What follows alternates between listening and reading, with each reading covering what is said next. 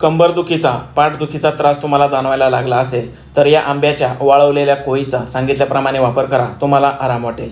या आणि अशा अनेक घरगुती उपायांच्या माहितीसाठी आरोग्यदायी आयुर्वेदला लाईक आणि फॉलो करा.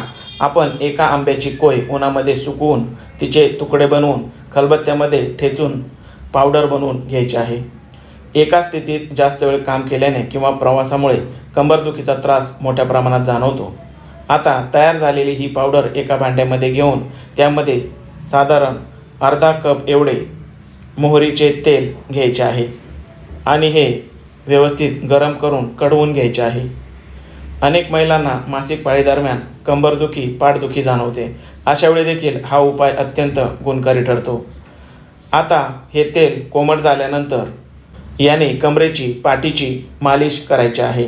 दिवसातून 2 ते 3 वेळा हे तेल कोमट करून याने मालिश केली तर कमरेचे दुखणे, पाठीचे दुखणे